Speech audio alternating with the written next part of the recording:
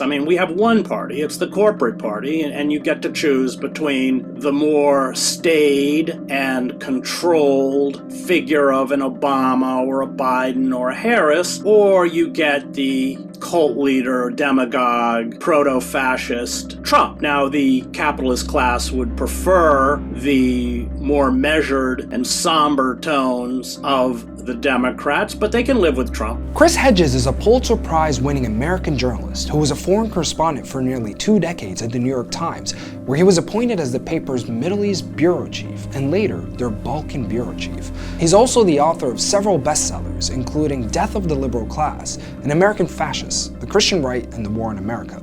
He currently hosts a Chris Hedges Report on YouTube, and you can find him at chrishedges.substack.com.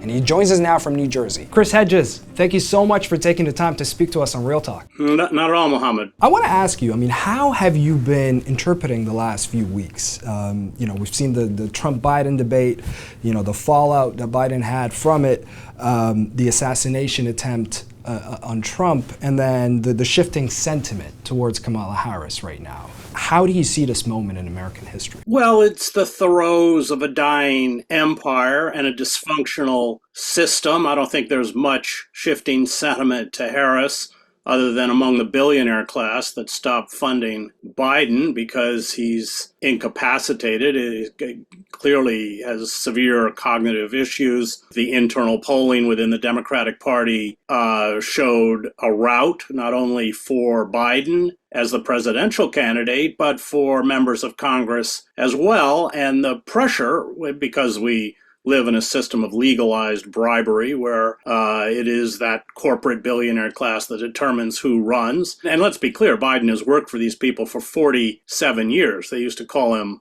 Senator Credit Card, and he was behind every disastrous neoliberal policy, whether revoking Glass-Steagall, that was the firewall that protected commercial and investment banks and led to the global financial crash, or whether it was how he was calling for an invasion of Iraq 5 years before we invaded Iraq. He was behind NAFTA. He was behind these tough on crime bills that doubled our prison population. We have 25% of the world's prison population. We're less than 5% of the world's population.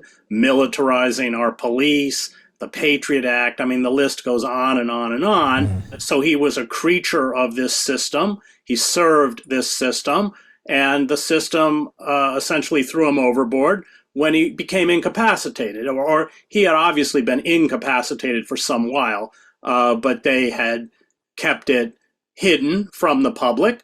No news conferences. He just read from teleprompters, although even then he stumbled and would sometimes read the directions like turn right, this kind of stuff. So yeah, that's what we're seeing.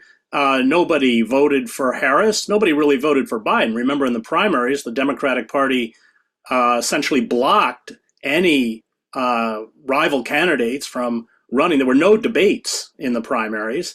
Biden, if you go back to the 2020 election, Bernie Sanders was clearly on his way to the nomination, and the Democratic hierarchy intervened to get the other candidates to drop out and use Biden as a foil to Sanders. He had done very poorly in the initial primaries. So this is, we have to understand the engine of power. The machine itself remains untouched.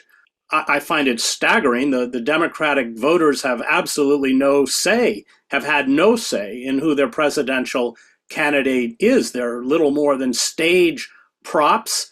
And that has been true in the past, but now, of course, it's in extremis. So that's on the one side. On the other side, we see a disenfranchised, largely white working class. 30 million Americans have lost their jobs since 1996. That's when record keeping started, in mass layoffs. That is the fundamental problem. The election of Trump had nothing to do with Russia or anything else. It had to do with this deep despair and even rage among people who have been betrayed largely by the Democratic Party, because it was the Clinton administration, and Biden was a key ally, that pushed through NAFTA, this trade deal that deindustrialized the country. Is probably the greatest betrayal of the working class since the 1947 Taft-Hartley Act, which makes it very, very difficult to organize strikes outside of your workplace, sympathy strikes. I mean, essentially crippled the labor movement in the United States. So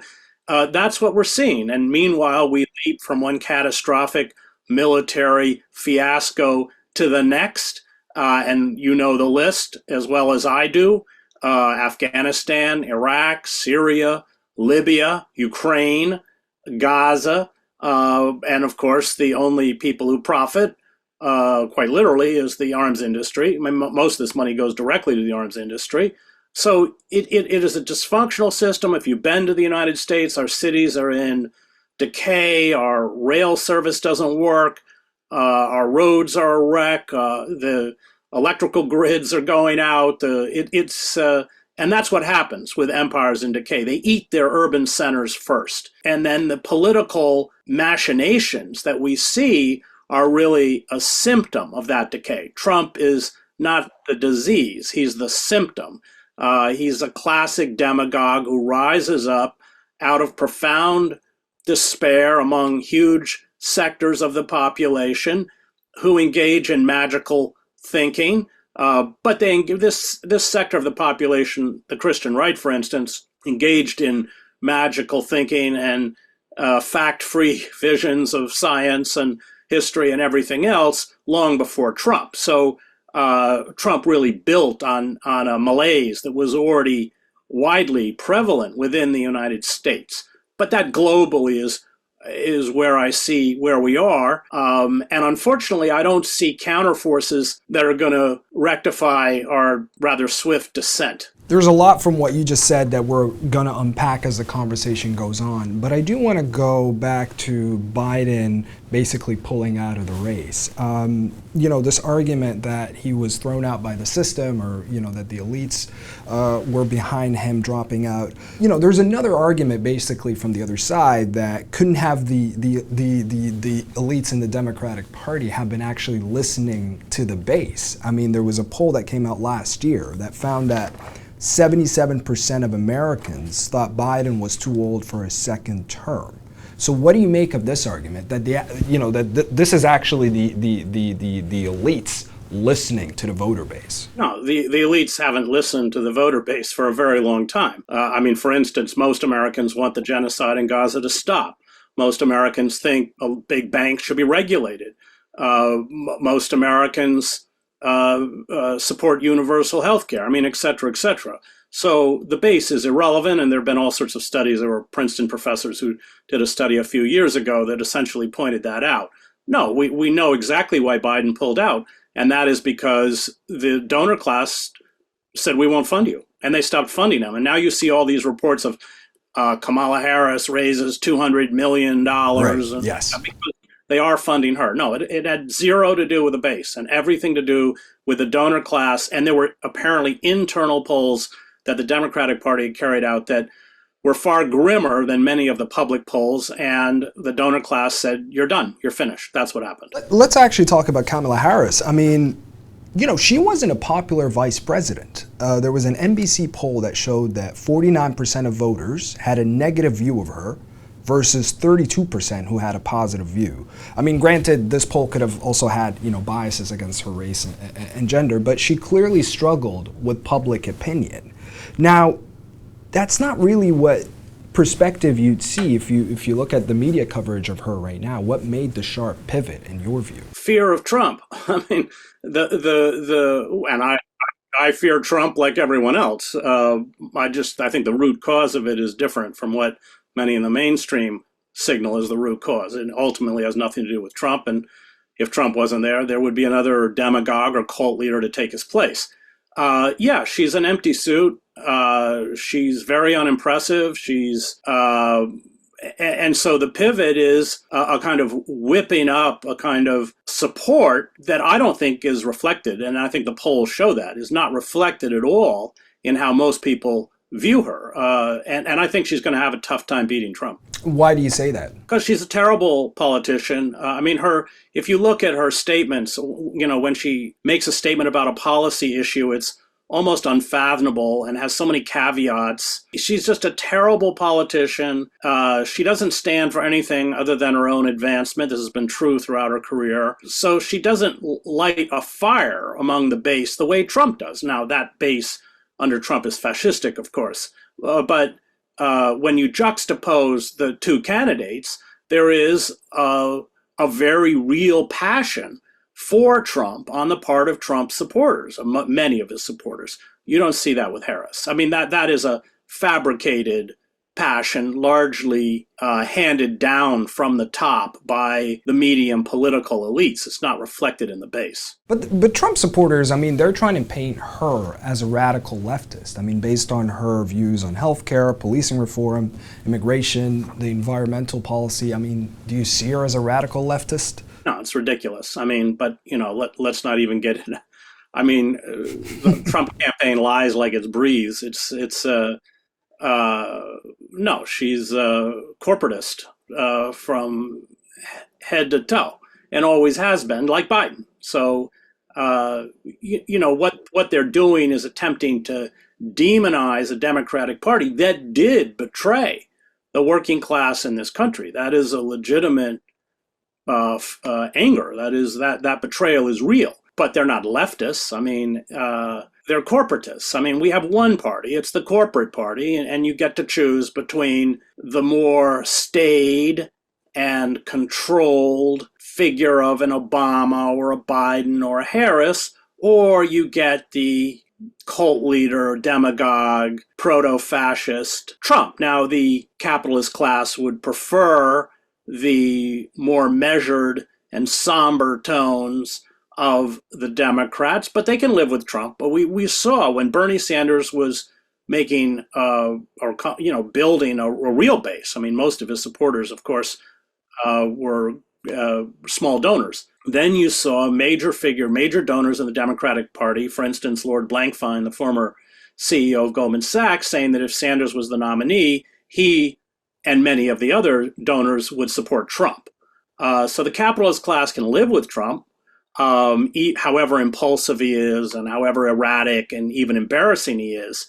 What they can't live with is any kind of a reformist candidate. And let's be clear, Bernie Sanders was no radical. And so they did to Sanders what the Labor Party did to Jeremy Corbyn. I want to get your thoughts on the media coverage of these events. I mean, how do you interpret it? In a matter of days, we went from framing Trump as inevitable after his assassination attempt, then portraying him as being too scared to debate Kamala Harris, and then highlighting her record-breaking fundraising numbers, as you mentioned earlier. I mean, how do you find context in all of this? I mean, do you find the media coverage to be more emotionally charged than it is providing context? No, I would describe it this way. So I'm old enough to remember the old media model, which I used to work for some of these organizations, including the New York Times. So the old media model was that you had a broad audience. This is before the age of the internet. And so you tried to reach as much of that audience as you could. That was clearly the model of the three major networks, CBS, ABC, NBC. Maybe we could throw in PBS. NPR, which I used to work for, the New York Times, who I worked for 15 years. That was the old model. That broke down in the age of the internet, where people could retreat into their own political ghettos or intellectual ghettos, where they were fed what they wanted to hear. So that siloed the media, and the media model changed dramatically after that. You catered to a particular demographic, whether that was Fox News catering to the Republican Party, Breitbart catering to Trump supporters, and old organizations, old established media legacy organizations like the New York Times, like NPR, CNN, catered to the liberal Democratic Party. That became their demographic. So the switch from print subscriptions at the New York Times to digital subscriptions skyrocketed during the Trump administration. There's two things about digital subscribers. They pay less, but also they're more fickle. They're more apt to cancel their subscriptions. And from internal polls that the New York Times did, it was very clear that most of their subscribers, especially Their news subscribers hungered for news that discredited and attacked Trump. And that's what they did. But that's an economic model. It's not a journalistic model. And so we got 2 years in the New York Times of Russiagate, that somehow Trump was a Russia asset. Of course, the FBI investigation completely debunked all of that.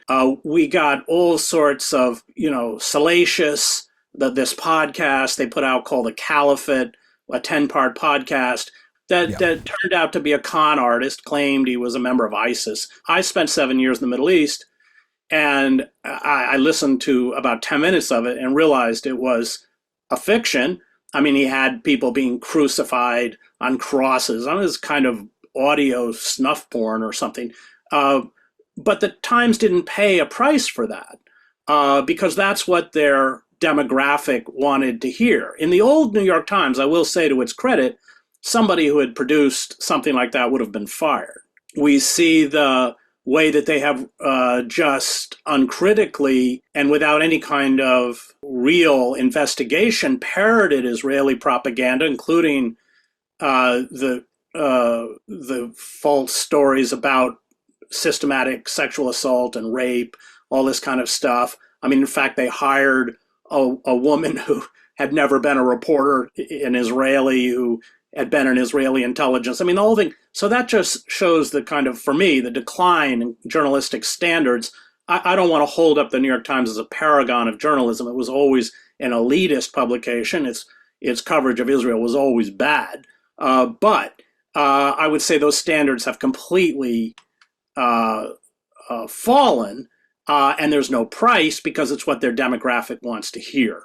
So what we're seeing in the media is it's a faux enthusiasm. It's not a real. How can anyone get enthusiastic about Kamala Harris? But it is about that drive, that belief that we must do everything in our power to defeat Trump. And so that's what we're seeing. They're trying to whip up a kind of enthusiasm that I don't think will work, and I don't think it will be able to be maintained given who Harris is. So you think this enthusiasm is basically manufactured, as you said? It's completely manufactured. I mean, we know from the polls. There's,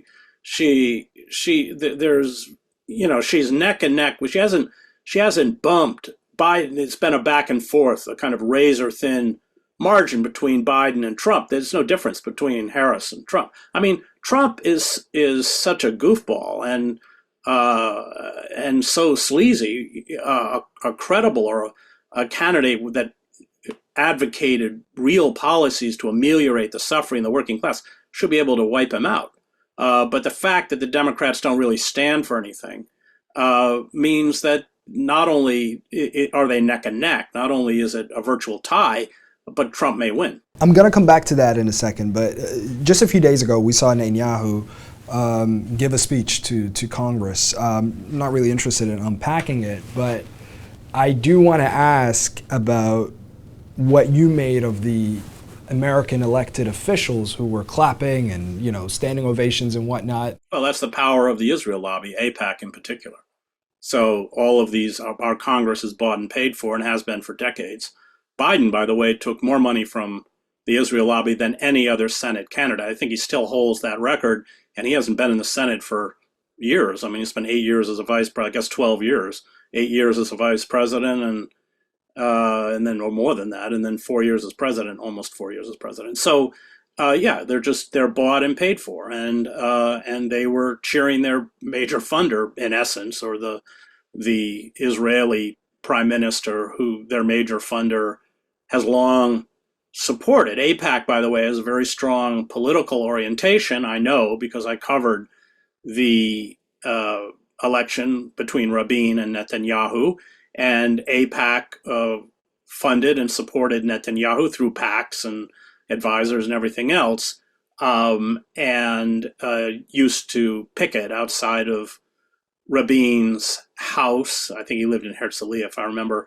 And then when AIPAC lost and Rabin was elected, I know from someone in Rabin's office that I think he was in the Shoreham Hotel or something, and he said that some leaders from AIPAC, Mr. Prime Minister, would like to speak with you. And Rabin, who had a very salty vocabulary, said, I don't talk to scumbags, or whatever the Hebrew equivalent of that is. So there's long been a political orientation, especially after Oslo, and Netanyahu is hand in glove with the Israel lobby. He's a creation of the Israel lobby, really, in essence, as a political candidate.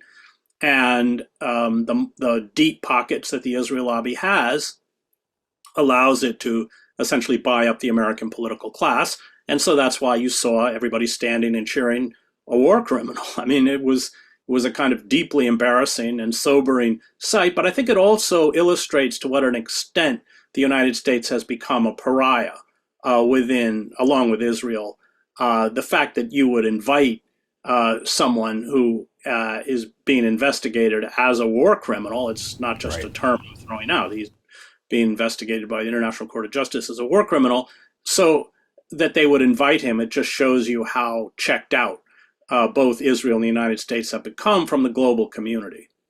And what was the point of that speech anyway, to be honest? Well, the point of the speech was essentially to cater to show that the American political class was solidly behind the genocidal apartheid state of Israel. I mean, that was the point. And of course, AIPAC's primary mission is to get billions of dollars of weaponry funneled into the Israeli military. If I remember correctly, I think, Israel's gone through its stockpiles. So I think there was a figure of 68% of munitions that Israel is now using to carry out the genocide. And let's not forget that the West Bank has also become, it doesn't compare to Gaza, of course, but it's also become hell on earth. I was just in Ramallah visiting my friend Atif Abu Saif, the great Palestinian novelist, a couple of weeks ago.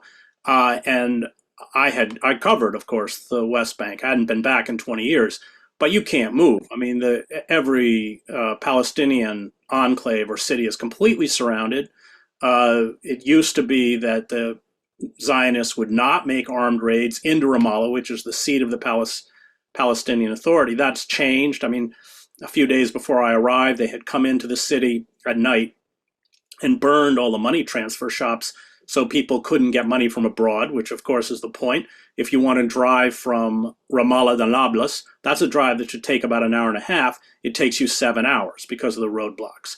They have armed the settlers that essentially have become rogue militias. I'm talking about the West Bank. So and I don't want to compare it to Gaza, which is unfathomable. And just by juxtaposition, I was in Sarajevo. I covered Sarajevo for the New York Times, the war in Bosnia. I was based in Sarajevo. So when I was in Sarajevo, we were being hit with 300 to 400 shells a day. And these were big shells. They were 155 howitzers, Katyusha rockets, 90 millimeter tank rounds. So, and that resulted in about 4 to 5 dead a day and about 24 wounded a day.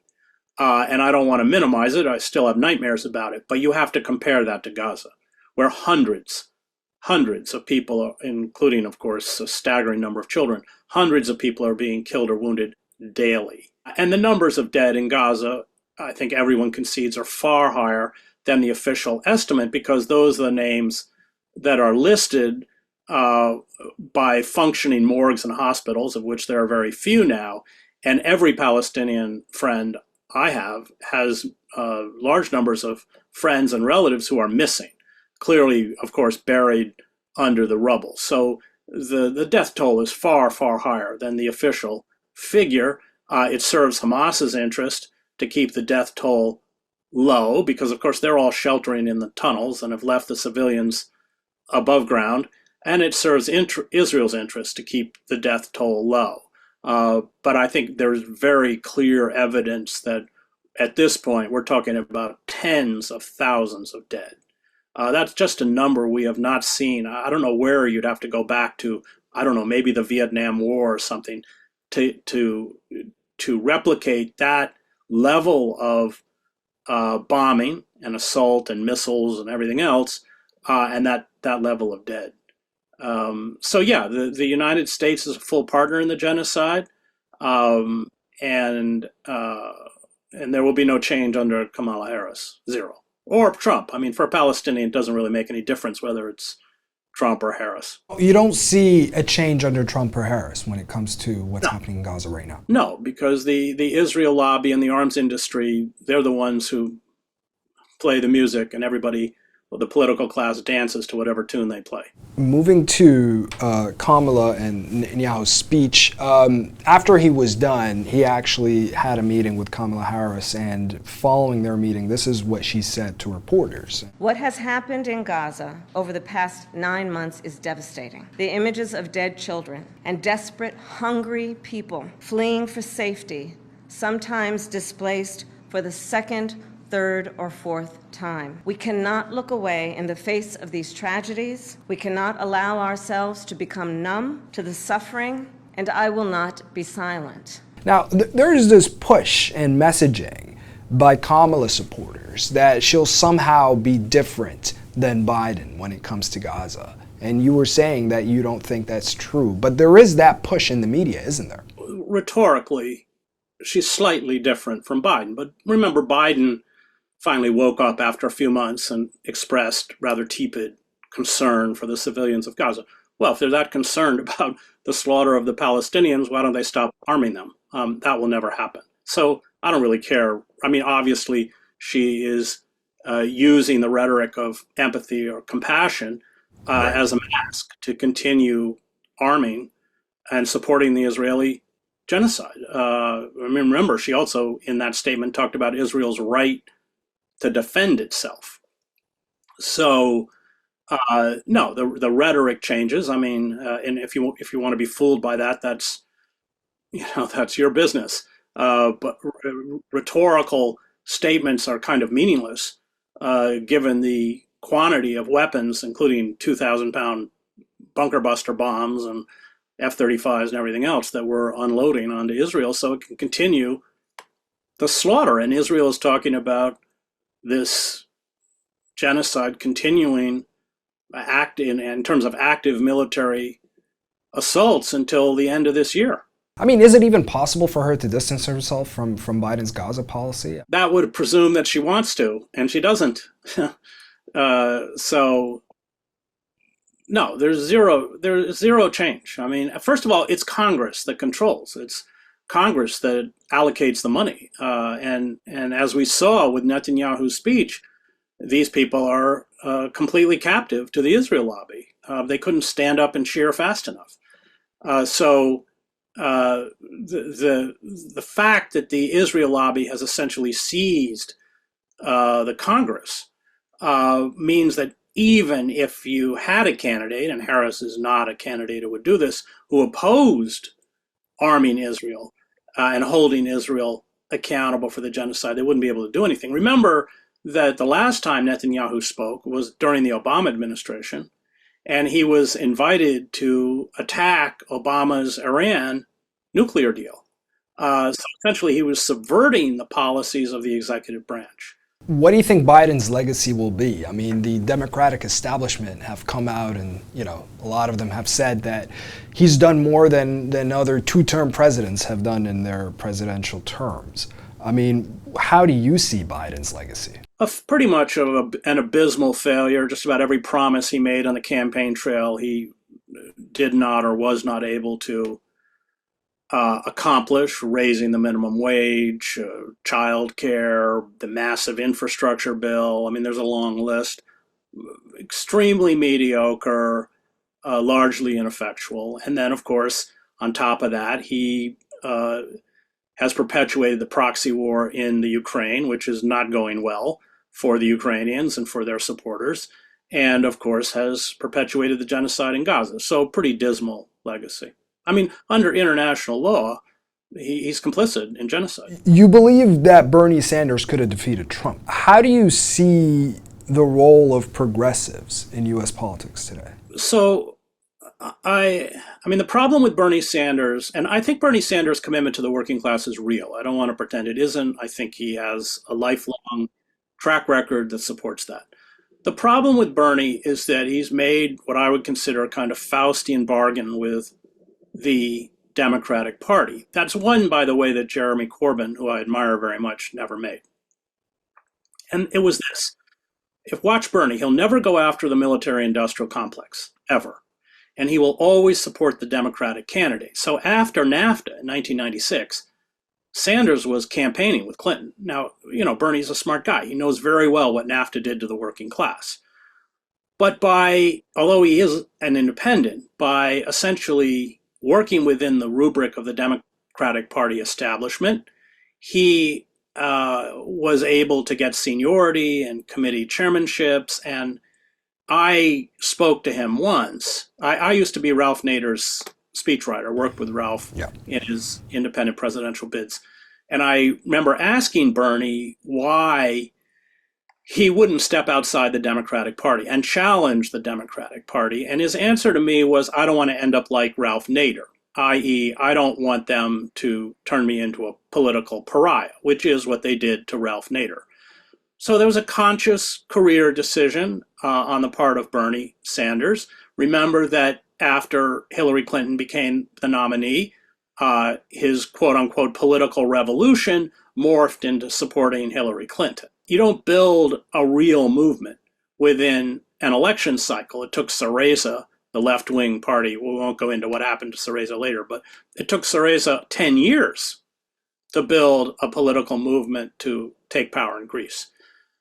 And that's Bernie's decision. I guess he feels, although I would disagree, that making those concessions makes him or allows him to at least accomplish some of his agenda. It certainly continues to give him a voice and a platform, but those aren't concessions that I would have made. So that in a nutshell is the problem with Sanders. I don't think the Democratic Party is reformable.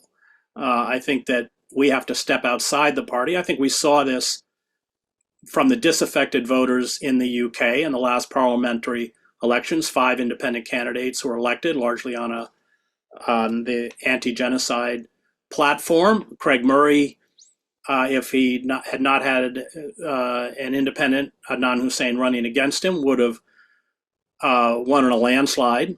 As it was, Adnan won by very few votes. I mean, the Labour collapsed in Blackburn. So I think we've got to begin to challenge that political hegemony, and we've got to do it from the outside.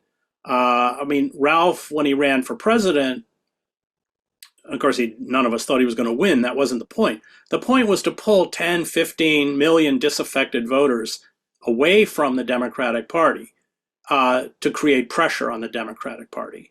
And so even though Stammer is about as repugnant as you can get, you have seen subtle shifts in the Labour government because so many people in the last elections refused to vote for them. You've got the UK has now resumed its funding to UNRWA. There's been talk of, I don't know to what extent it's real, but there have been talk of potentially halting arms shipments to Israel. But that's the political pressure we have to create. But it's not created if we surrender to the ruling duopoly. We've got to challenge it. But how do you even implement that in the U.S.? I mean, when there's so much money being poured in the U.S. elections and U.S. campaigns, how do you implement the strategy that you're highlighting? I don't have any Muslim friends who are going to vote on the Democratic ticket. So, and that also includes a lot of young people. I spent time at the encampments at Columbia University and at Princeton University. They get it completely. So it's essentially by refusing to collaborate with a system that perpetuates genocide in any way.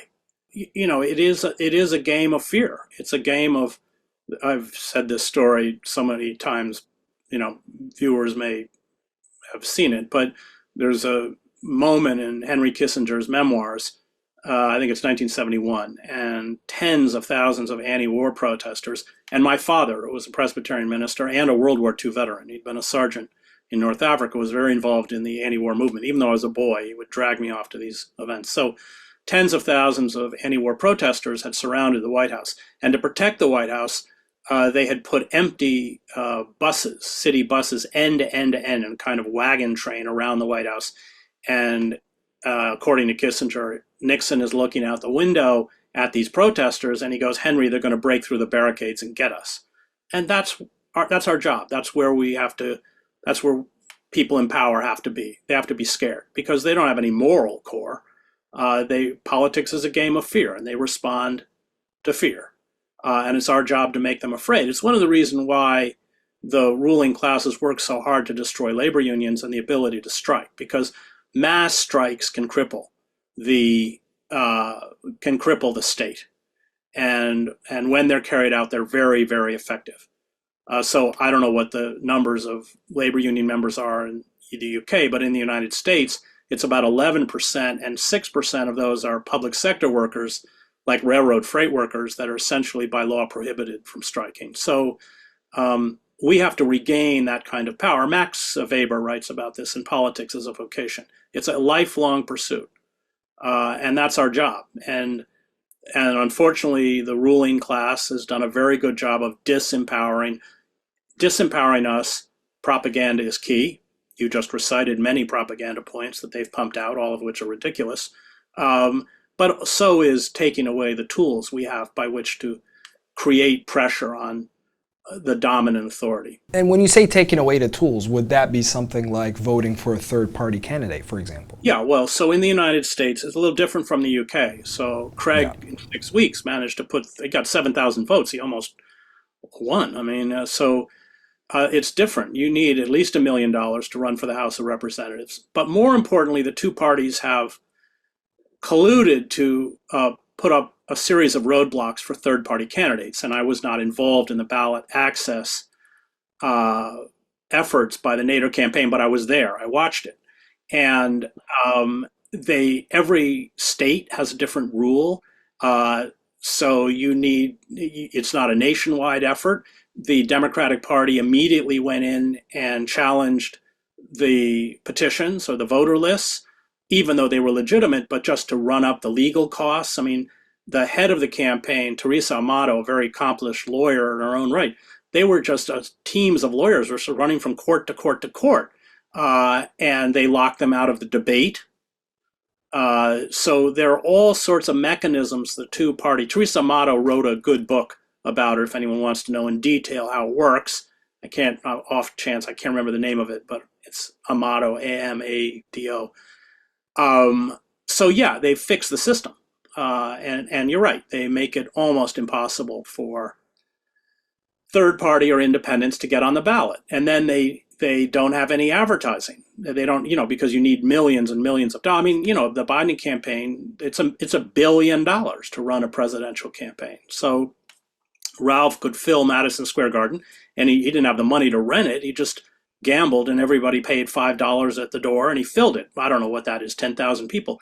But he was locked out of the media. So while he could energize 10,000 people in Madison Square Garden, he could never reach millions of viewers. And in a debate, that's tens of millions of viewers. He was prohibited from doing that. I mean, who'd want to debate Ralph Nader? That'd be pretty, I wouldn't want to do it. The system's fixed. It's fixed. And the reason why I asked you that is if somebody comes along and says, okay, if I vote for Jill Stein or Cornel West or whomever, first of all, they're not going to be on the ballot in every state. That's one. But two is that what difference will they actually make?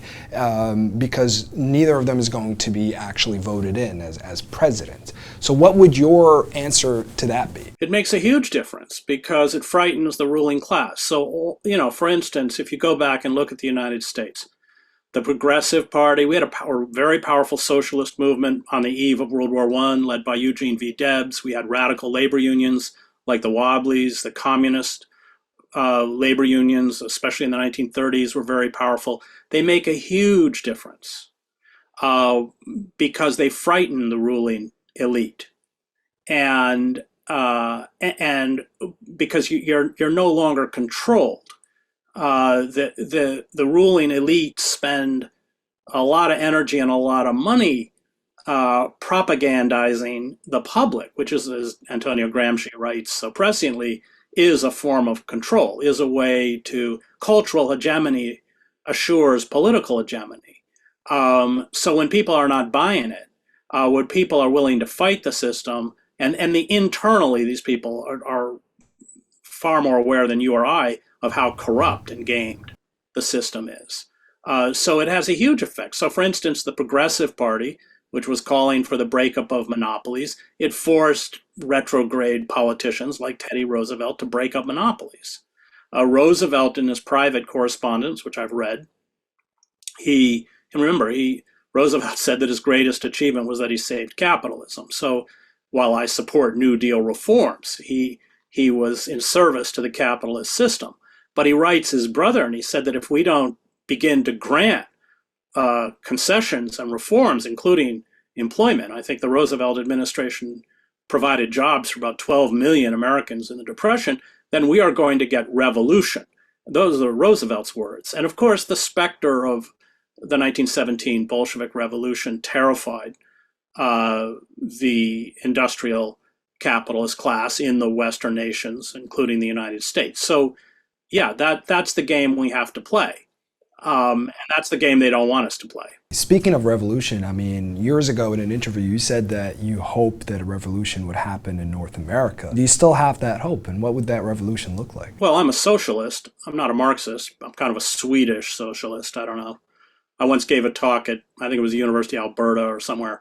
And when I finished, there were a bunch of professors in the back row. And one of them stood up and said to the students, before he answers any questions, I just want you to know that he's only a radical Keynesian. Which is true. And it turns out that unlike the United States, the entire economics department were Marxists. Well, I would like to see a system where by unregulated, unfettered capitalism, which, as Karl Polanyi writes in The Great Transformation, commodifies everything. The natural world becomes a commodity. Human beings become a commodity that it then exploits until exhaustion or collapse. I would like to see that stopped, if only because we're headed for ecocide. I mean, the planet is literally breaking down. The ecosystem is breaking down as we speak.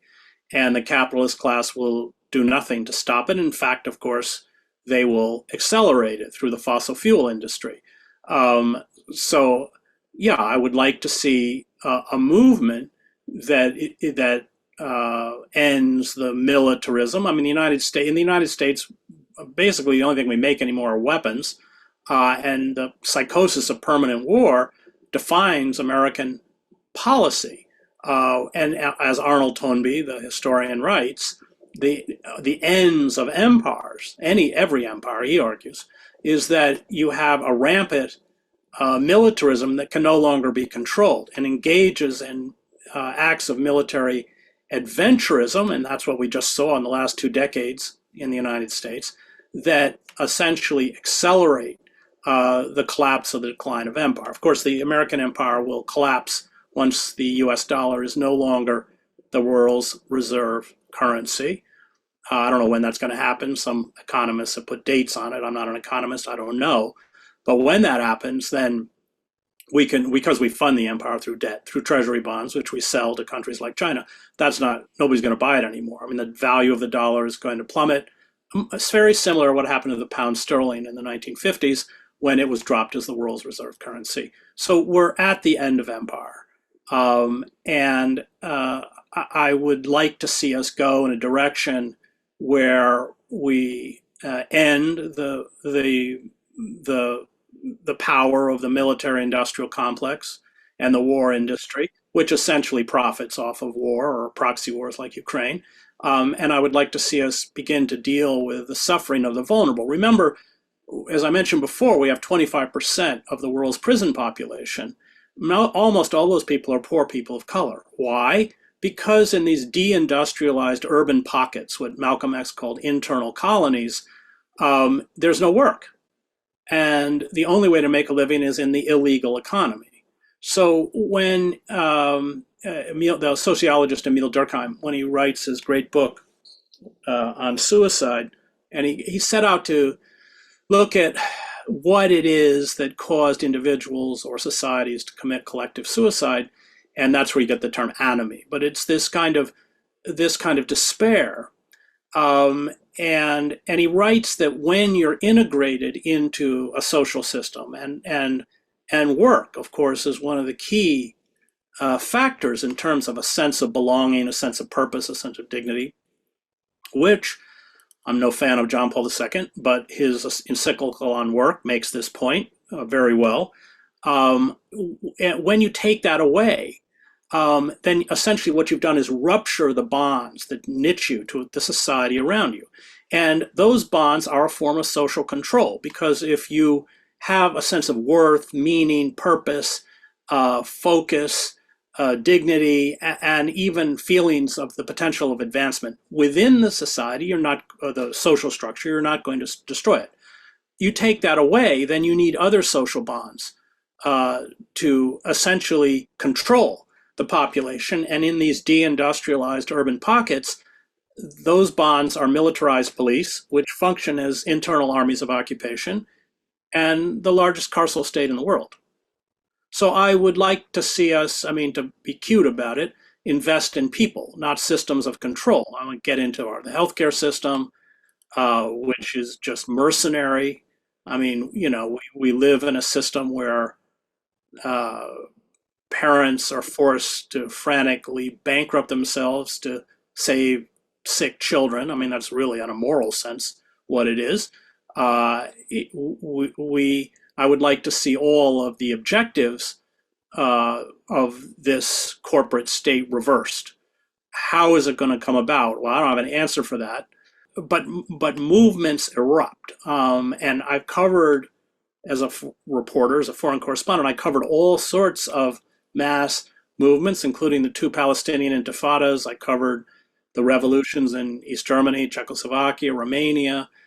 I covered the street demonstrations that brought down Slobodan Milosevic. So the tinder is there, but you never know what it is that ignites it.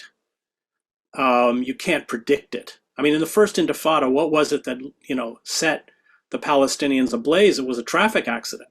It was an Israeli vehicle slammed into, I think it was a truck or a van carrying Palestinian day workers, and several of whom were killed, and that ignited. What is it? What is it in Tunisia?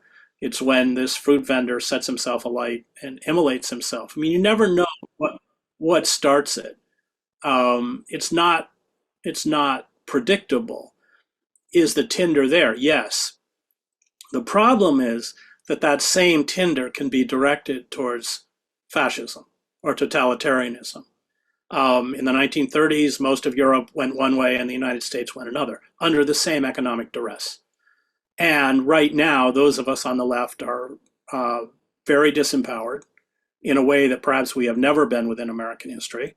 And we see through the Christian right, Trump has no ideology of his own. That ideological void is filled with Christian fascism.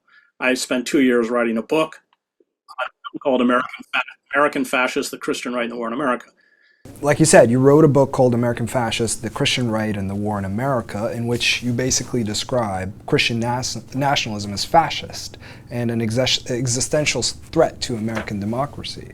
Now, I'll just read you one quote from the book. The radical Christian right calls for exclusion, cruelty, and intolerance in the name of God. Its members do not commit evil for evil's sake. They commit evil to make a better world. To attain this better world, they believe, some must suffer and be silent. And at the end of time, those who oppose them must be destroyed. The worst suffering in human history has been carried out by those who preach such grand utopian visions, those who seek to implant by force their narrow, particular version of goodness. How have you seen Trump tap into the Christian right through his MAGA movement? Well, first of all, that book is about 10 years old, but turned out to be very, very prescient. And I took a lot of... Absolutely. It's a New York Times bestseller, so it sold well. But the academic world really went after me. Well, it turns out they were wrong and I was right. And I just want to say I have a divinity school degree. My mother was a seminary graduate. My father was a Presbyterian minister. I grew up in the church. I graduated from Harvard Divinity School. So I identify as kind of, I don't know, what did Graham Greene say, Christian agnostic. But I come out of that radical Berrigan left wing of the Christian church, the social gospel, all of that was where my family was oriented and where largely I remain oriented. So I'm not, unlike much of the left, I'm not censorious of religion. I think, religious bigotry is the last acceptable bigotry of the left, unfortunately. but because I'm biblically literate and I understand the church, I'm acutely aware of how the Christian fascists or the Christian nationalists have distorted the Christian religion to sacralize the worst elements of American imperialism, white supremacy, and capitalism. And they're heretics. Jesus did not come to make us rich. Jesus would not have blessed the dropping of iron fragmentation bombs all over Iraq or anywhere else. So it's a complete sacrilege modeled very much on the so-called German Christian church, which was pro-Nazi. And these mega churches, and I spent 2 years on this book, so I was everywhere, pro-life weekends and evangelism explosion seminars and creationist classes. I mean, I spent a lot of time reporting off the ground because it's the only way you can understand it. But I would go to these decayed former industrial centers in places like Ohio, and the only building that was new and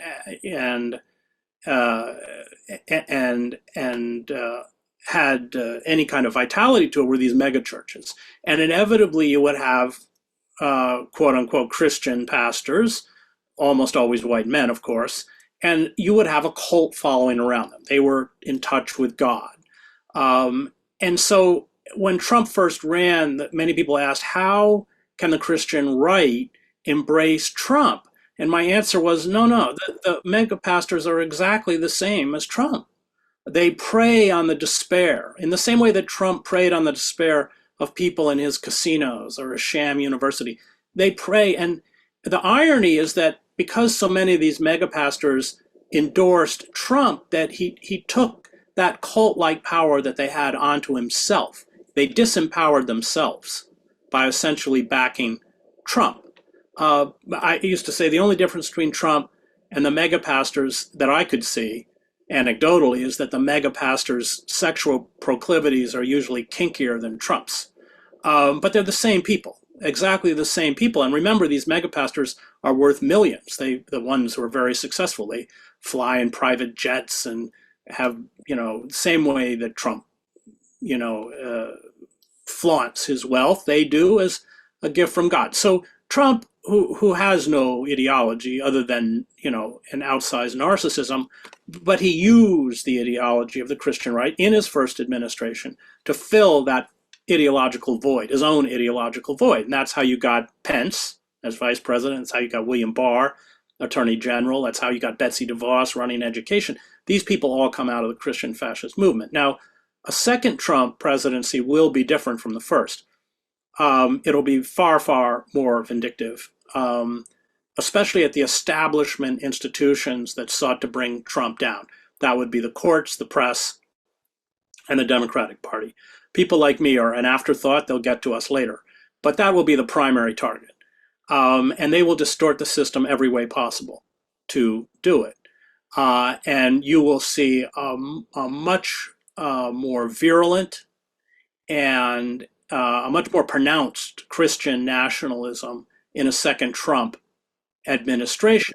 And it will bring us a very, very close, if not finally complete, this move towards a kind of Christian fascism that I wrote about in my book. How do you differentiate between fascism in 2024 and basically fascism how it was in 1936? Obviously, the U.S. is not Germany. Back then, that was a regime. What we're talking about right now is a movement. Well, the fascism is always defined by the symbols of the particular nation state to which it arises in. So German fascism, for instance, was centered around Teutonic myths and all this kind of stuff. Well, that wasn't like Italian fascism, which harkened back to ancient Rome. Very different. In fact, anti-Semitism until late was not really part of Mussolini's fascist agenda at all. Robert Paxton wrote a book, The Anatomy of Fascism, and he said that when fascism comes to the United States, it will be clutching the Christian cross and reciting the Pledge of Allegiance. Fascism, there is no coherent ideology to fascism. It's more of an emotional state built around hyper-masculinity. I think it's Thesselwaite, Males' Bodies, a German scholar wrote that 2-volume set, spends a lot of time arguing that point. It's always, as Hannah Arendt pointed out, about magical thinking. That's what any totalitarian movement, Arendt writes, is about magical thinking. So yeah, fascism will come in the comforting guise of the reassuring symbols of the nation, or of the state, or of our history. I mean, that's why you get these, quote unquote, strict constitutionalists, which is, of course, is not fact based. It's ideologically absurd.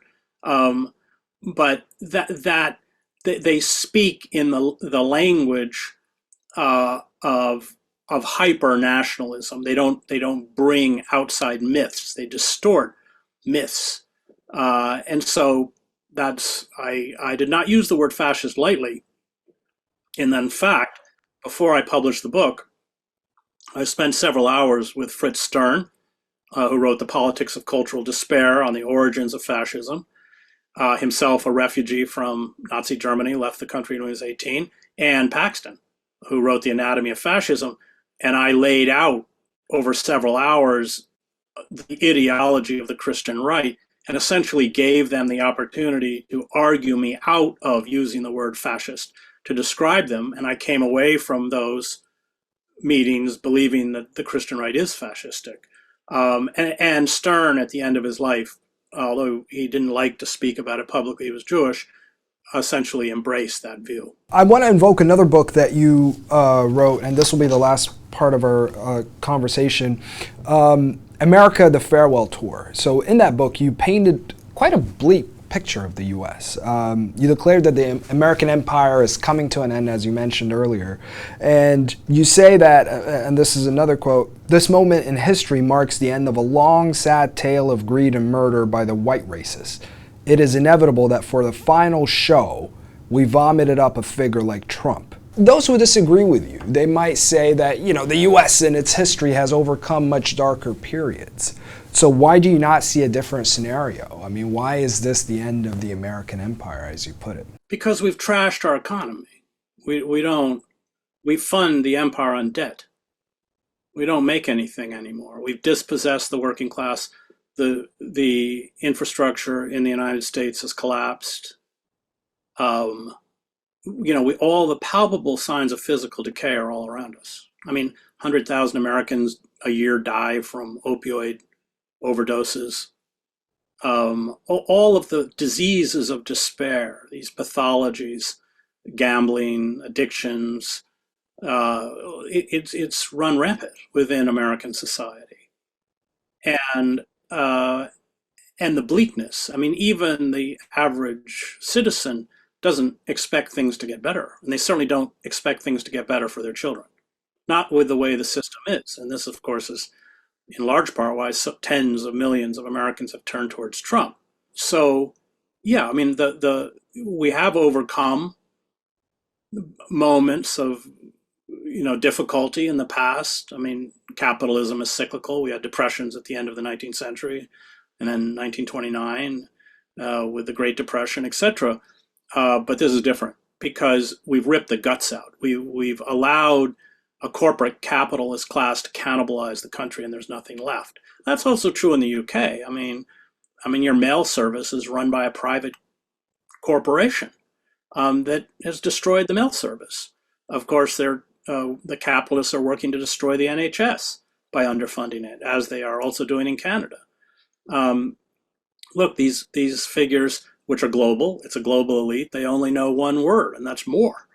And they have created mechanisms of surveillance and militarized police and a carceral system to make sure that when those of us rise up, we're taken care of. And I want to go back to my friend Roger Hallam, who just got a 5-year sentence for nonviolent protest under Just Stop Oil, to essentially decry the collective suicide, that the suicidal march that we are on, given the destruction of the ecosystem that sustains life, and not just our life, but life within the oceans and all other species. You said earlier that you don't think Kamala Harris could defeat Trump. You said you fear Trump coming again. What do you expect to see the next 4 years?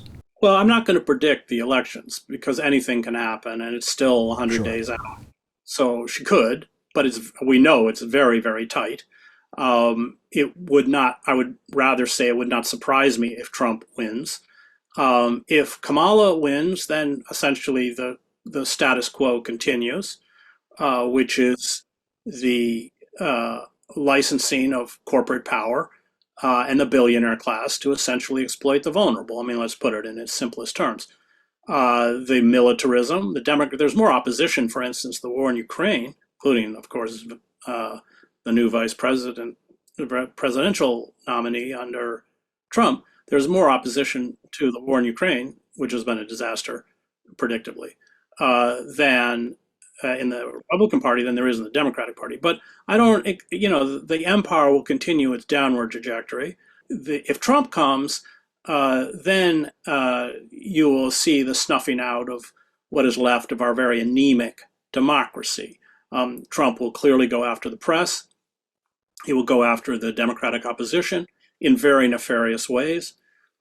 He will, like all cult leaders, essentially bend or attempt to bend or distort the instruments of power to serve his own personal interests, not ideological interests, personal interests, and will just become, a banana republic with nukes. But, the difference between a Harris administration and a Trump administration is often more one of image than it is of substance. And on that note, Chris Hedges, I thank you for taking the time and thank you for coming on to speak to us. It's much appreciated. Not at all, Mohamed. Thanks for having me. Thank you, sir.